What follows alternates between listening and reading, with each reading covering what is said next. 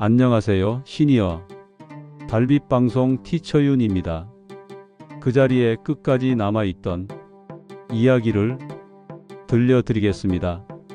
나는 주인이 죽은 걸 알고도 그 자리를 떠나지 않은 개를 본 적이 있습니다. 사람들은 말했습니다. 짐승은 모른다고, 죽음이 무엇인지 모른다고, 슬픔이 무엇인지도 모른다고. 하지만 그 개는 분명히 알고 있었습니다.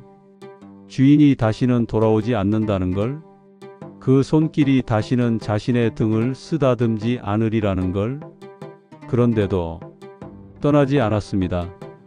오늘은 조선시대에 실제로 전해 내려오는 한 마리 개의 기다림 이야기를 조용히 들려드리려 합니다. 어쩌면 이 이야기는 우리 모두의 이야기일지도 모릅니다. 그때는 기와 집이 마을을 이루고 해가 지면 사람보다 개가 먼저 집으로 들어가던 시절이었습니다. 나는 한 노인의 집에서 그 개를 처음 보았습니다. 마당 한가운데 늘 같은 자리에 같은 자세로 앉아있던 개였습니다. 황갈색 털에 귀 한쪽이 조금 늘어진, 그리 크지도 작지도 않은 개였습니다. 누가 불러도 고개만 들 뿐 움직이지 않았습니다. 마치 그 자리가 자기 몫인 것처럼 말입니다. 마을 사람들은 그 개를 황구라 불렀습니다. 특별한 이름은 아니었습니다. 그저 누렁이 황구. 하지만 그 이름을 부를 때마다 개는 고개를 들어 사람을 바라보았습니다. 그 집은 마을 어귀에 있었습니다. 담장이 낮아서 길을 지나가는 사람들이 마당을 쉽게 볼 수 있었습니다. 그래서 사람들은 알았습니다. 그 개가 아침이면 주인과 함께 밭으로 나가고 해질 무렵이면 먼저 집으로 돌아와 마당 한가운데 자리를 잡는다는 것을. 비 오는 날이면 처마 밑으로 들어가고 눈 오는 날이면 마루 아래로 파고들었지만 그 외의 날엔 언제나 같은 자리였습니다. 그 개의 주인은 말이 적은 사람이었습니다. 마을 사람들과 길게 이야기를 나누는 법이 없었고 웃는 일도 드물었습니다. 하지만 그 개와는 말을 하지 않아도 늘 함께였습니다. 밭에 나갈 때도, 장에 갈 때도, 비 오는 날에도 주인이 호미를 들면 개는 따라 나섰고 주인이 앉으면 개도 그 옆에 앉았습니다. 나는 여러 번 보았습니다. 주인이 기침을 하면 그 개가 먼저 일어나 마루 아래로 자리를 옮기던 모습을, 주인이 밥을 먹을 때면 개는 멀리서 기다렸고 주인이 그릇을 내려놓으면 그제야 천천히 다가갔습니다. 사람보다 사람을 더 잘 아는 개였습니다. 어느 날 나는 그 주인에게 물었습니다. 개를 언제부터 키우셨습니까? 주인은 잠시 생각하더니 이렇게 말했습니다. 글쎄요. 저 놈이 새끼일 때 마당에 들어왔으니 한 7, 8년쯤 되었을까요? 처음엔 내쫓으려 했는데 떠나질 않더군요. 그래서 그냥 두었습니다. 그리고는 덧붙였습니다. 이제는 저 놈이 떠나도 내가 쫓아갈 것 같습니다. 그때 나는 그 말을 그냥 농담으로 들었습니다. 하지만 지금 돌이켜보면 그것은 예언이었는지도 모릅니다. 주인은 개에게 특별히 무언가를 가르치지 않았습니다. 손짓도 구령도 없었습니다. 그저 함께 있었을 뿐입니다. 그런데 개는 모든 걸 알았습니다. 주인의 발걸음 소리만으로 기분을 알았고 주인의 한숨 소리만으로 몸을 낮췄습니다. 그것은 명령과 복종이 아니라 세월이 쌓아 올린 침묵의 언어였습니다. 잠깐 생각해 볼까요? 여러분에게도 그런 사람이 있지 않으신가요? 말하지 않아도 눈빛만으로 알 수 있는 사람, 함께 있는 것만으로도 마음이 편안해지는 사람, 그런 관계를 지금도 간직하고 계신가요? 그날은 비가 오지 않았습니다. 봄이 끝나가는 5월 초순이었습니다. 하지만 집안은 조용했습니다. 평소라면 주인이 밭으로 나가는 시간이었지만 그날은 아무 기척이 없었습니다. 개는 마당 한가운데 앉아서 대문 쪽을 바라보고 있었습니다. 마을 사람 하나가 그 집 앞을 지나다 이상함을 느꼈습니다. 영감님 계십니까? 대답이 없었습니다. 사람들이 문을 열고 들어갔을 때 주인은 마루에 누운 채 다시 일어나지 않았습니다. 밤새 조용히 혼자 떠난 것이었습니다. 사람들이 몰려왔고 곡소리가 집안을 채웠습니다. 상여가 준비되었고 흰 옷을 입은 사람들이 마당을 가득 메웠습니다. 그 개는 그 모든 장면을 고개를 든 채 지켜보고 있었습니다. 상여가 집을 떠날 때 개는 처음으로 소리를 냈습니다. 낮게, 길게, 목구멍 깊은 곳에서부터 울음을 토해냈습니다. 사람들은 그 울음을 듣고 고개를 돌렸습니다. 짐승도 아는구나. 누군가 그렇게 중얼거렸습니다. 상여가 마을을 벗어날 때까지 개는 대문 앞에 서서 그 뒤를 바라보았습니다. 그리고 상여가 완전히 사라지자 개는 천천히 마당 한가운데로 돌아갔습니다.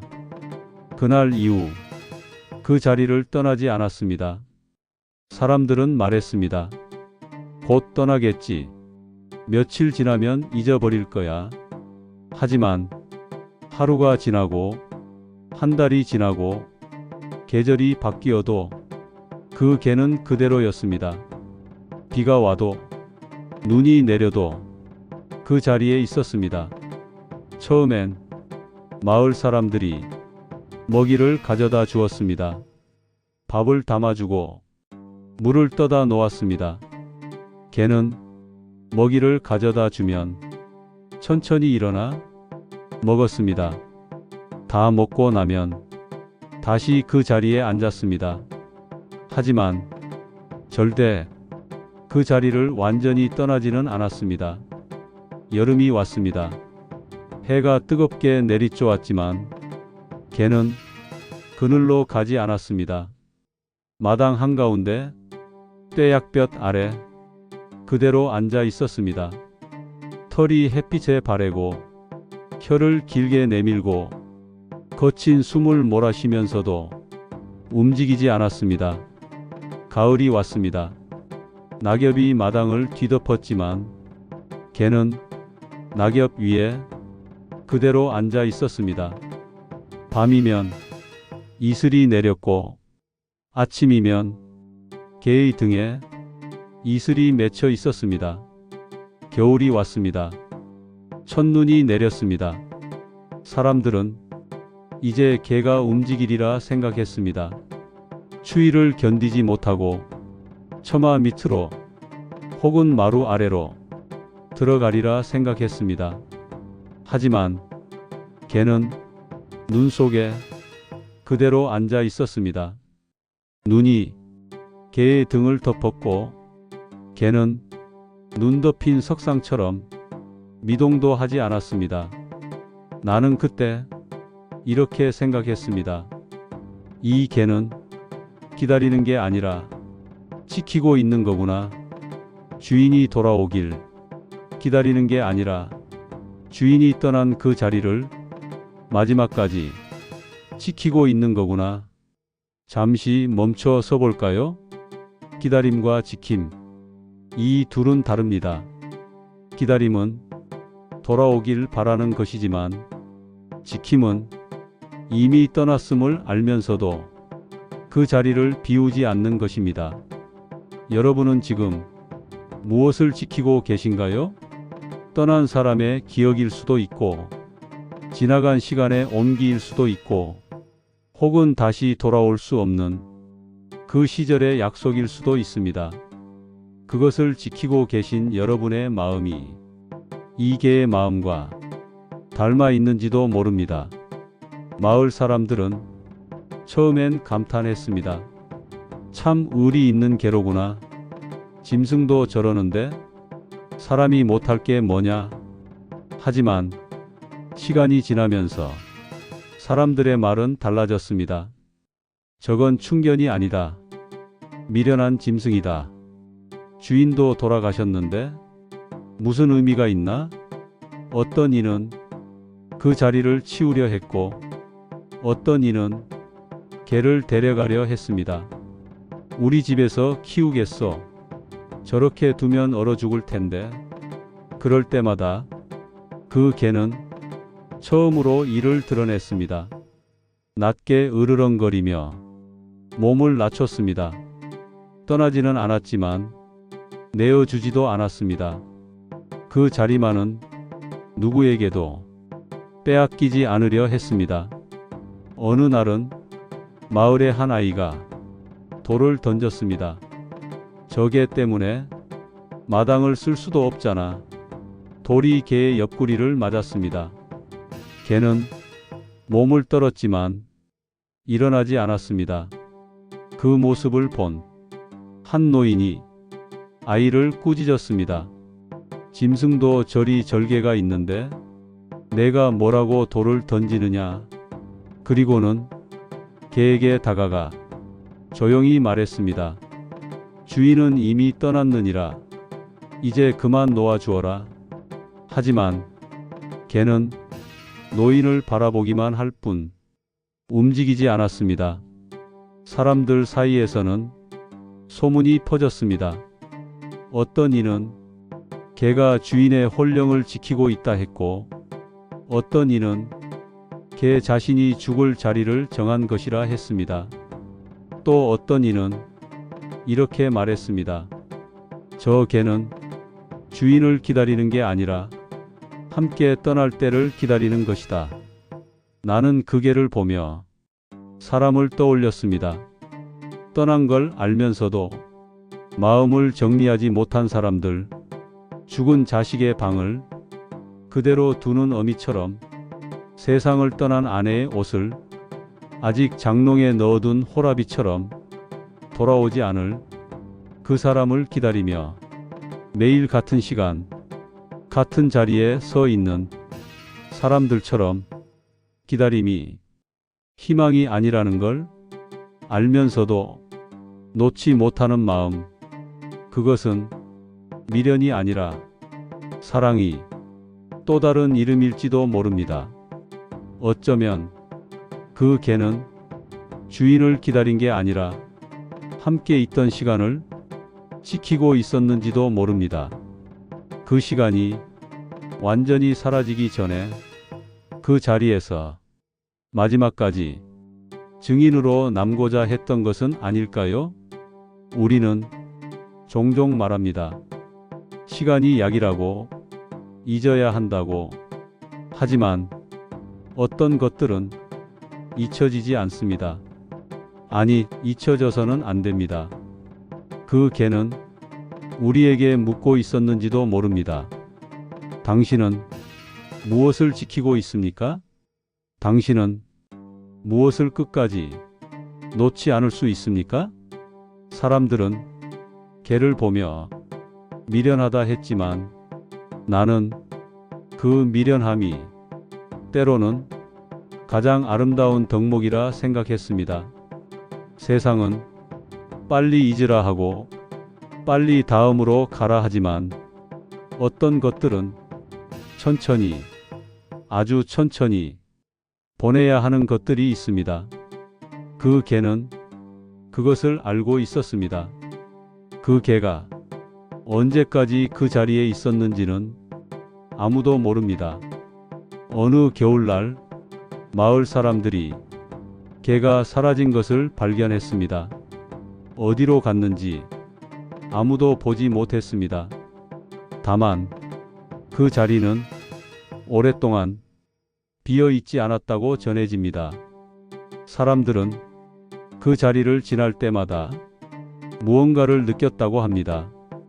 그것이 무엇인지 정확히 말할 수는 없지만 가슴 한편이 먹먹해지는 그런 기분이었다고 합니다. 이 이야기는 조선시대의 야담이지만 지금 우리의 이야기일지도 모릅니다. 떠난 걸 알면서도 마음은 아직 그 자리에 남아있는 사람들처럼 말입니다. 우리 모두에게는 그런 자리가 하나쯤 있지 않습니까? 돌아갈 수 없지만 완전히 떠날 수도 없는 그런 자리. 그 개는 우리에게 그 자리의 의미를 묵묵히 보여주었습니다. 기다림이 때로는 가장 간절한 사랑의 언어라는 것을, 그리고 끝까지 지킨다는 것이 어떤 의미인지를 온몸으로 증명했습니다. 오늘 이 이야기를 들으시는 여러분도 문득 떠오르는 자리가 있으실 겁니다. 그 자리에 아직 남아있는 무언가가 있으실 겁니다. 그것을 꼭 놓으셔야 하는 건 아닙니다. 때로는 그렇게 마음 한편에 남겨두는 것도 괜찮습니다. 그것이 우리를 붙잡는 게 아니라 우리를 지켜주는 것일 수도 있으니까요. 경청해 주셔서 감사합니다.